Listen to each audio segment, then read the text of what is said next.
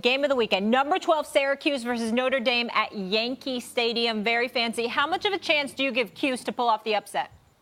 I give them a shot. They got a powerful offense. I will say Notre Dame is getting better. I still don't have them in my top four. I don't think they're one of the four best teams in the country, but they are getting better, led by Ian Book. But they need to be weary of Dungy. Eric Dungy is a really good quarterback, and when he's healthy, this Syracuse offense is powerful. Notre Dame needs to keep it in front of them because Syracuse lives on the big play. In this game, they're going to live with it, and they're going to die with it. It is going to be up to stopping the big play for Syracuse. If Notre Dame can do that, which they've done it most of the year, Notre Dame will prevail. I'm very disgusted and unpleased with your answer, Tim Tebow. I expected you to say, because Stephen A., your boy, your friend, has inspired the Syracuse Orangemen, that they're going to deliver an upset for that reason alone. That's what I was expecting to hear you say.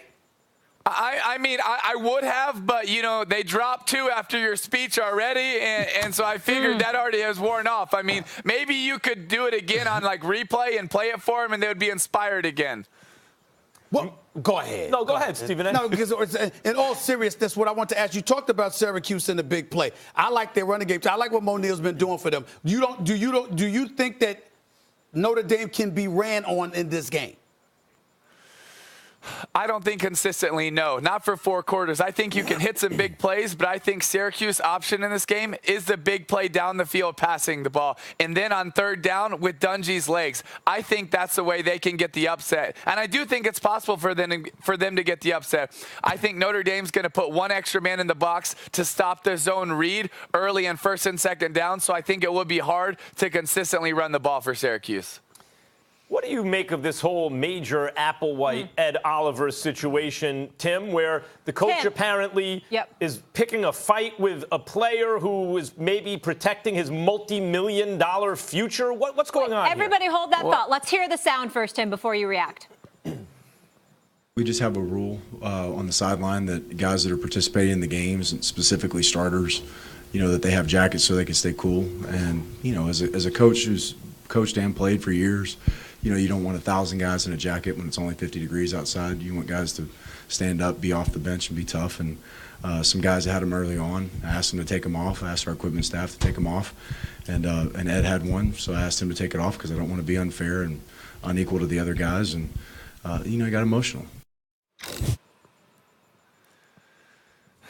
Well, I think, first of all, hopefully the University of Houston can buy enough jackets for everybody to have one. That would be a start for it. I think, secondly, is when you go to halftime, pull them aside privately and say, hey, listen, I got to be fair to all the guys. Why don't you take off the jacket when you come back out for the second half? But not on national TV, not when you know he's going to be a top 10 pick. And also, don't put your hands on him to pull off the jacket yourself. In my opinion, that's kind of disrespectful, and I get why Ed Oliver would be upset. Now, does it call for him to go after his coach? I don't think so whatsoever. I think both of them are wrong. And I think sometimes in college, coaches think that you can just kind of tell a kid however, whatever, you know, get in his face, and that was the way of the past. You got to be respectful to these kids. And yes, I totally get that. You should treat everyone the same, but don't pull a jacket off one of your best players.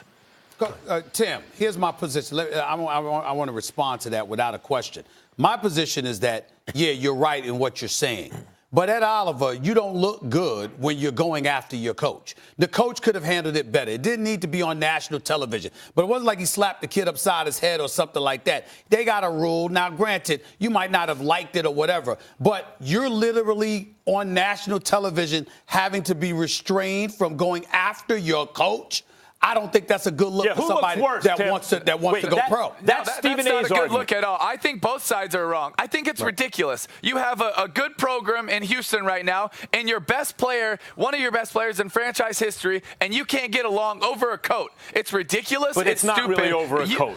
It's not over a coat. It's over treating everybody the same. But in my opinion, you can handle it differently. You can go in the locker room. You can say, hey, Ed, I got to treat all the players the same. I told the rest of them, take off a coat. You got to take off a coat. And now, privately, if he handles it the right way, it's done. It's squashed. We're not talking about it on First Take. Tim, let me give you, that's Stephen A's interpretation or one of his view on it. Let me give you mine. if a guy misses 4 weeks and maybe you think maybe he can play, or maybe you want to set an example for the team, the coach's job is to figure out how to inspire guys to want to make sacrifices. If it is irrational, like let's say Ed Oliver really could play, but he's protecting his multi-million-dollar future, setting up generations of his family, and maybe he's not playing. Like, let's say it is something like that underneath, because why else would the coach make such a big deal out of it? The job of the coach is not to try to humiliate the guy in front of the team or the nation, right? The job of the coach is not to insist that the player act irrationally against their own self-interest. The coach is to try to get the player to buy in. I put this on coach, not player. Max, you're right. It's not to embarrass someone. It's to inspire the team. In my opinion, I don't think that's a cause for inspiration. If I'm a recruit and I'm looking at that, I'm not going to say, "Dang, I want to go play for Houston and Major Applewhite." You know, I'm not. That's not at all. I'm going to say, "You see how Dabo Sweeney handled Kelly Bryant and Trevor Lawrence? I'm going to play for him. Why? Because he handled it the right way. He has the players' backs. In that situation, no. Who's wrong? Ed Oliver, yeah, he shouldn't have had a temper. Major Applewhite, but don't pull the jacket off of him. Handle it in a different way or buy more jackets, but figure out how to handle the problem." Before I let you get on out of here, Tim Tebow, I want to switch gears for a second. Jacob DeGrom won the National League Cy Young Award. I mean, anyway, we all know that the Mets, that's the only thing that had them relevant this entire Major League Baseball season, him and you. So my question to you would be, Tim Tebow, what's your reaction to Jacob DeGrom winning the National League Cy Young Award? Should have been unanimous. I love it. I think he should have. He was dominant. He was unbelievable. He's a fantastic pitcher. He's an awesome kid. We've become good friends, and he's someone that I hope to play with in the future. That would be sweet.